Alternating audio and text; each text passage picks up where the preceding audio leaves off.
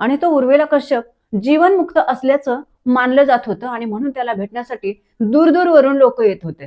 आता इकडे उर्वेला कश्यपचे नाव आणि कीर्ती ऐकल्यामुळे तथागत बुद्धांनी उर्वेला कश्यप याला भेटण्याचे ठरवले आणि त्याला आपला उपदेश आणि शक्य झाल्यास धम्माची दीक्षा देण्याचे तथागतांनी ठरवले.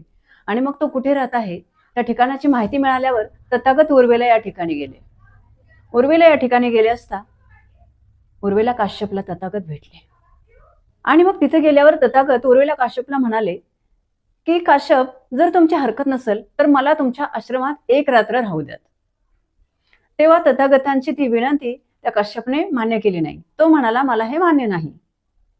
कारण काश्यपला असं म्हणायचं होतं की त्या प्रदेशात असणारा एक मोचलिंद नावाचा जो नागराज आहे तो तेथील लोकांना अत्यंत त्रास देत असे आणि जास्त करून अग्निपूजक किंवा अग्निहोत्री असलेल्या संन्याशांना त्यांचा तो कट्टर शत्रू तो मोचलिंद नागराज.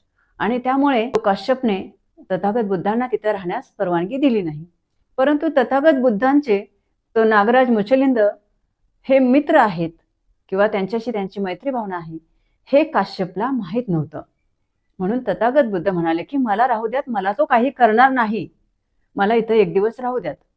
तरी सुद्धा त्या उर्वेला काश्यपनं तथागतांचं ऐकलं नाही.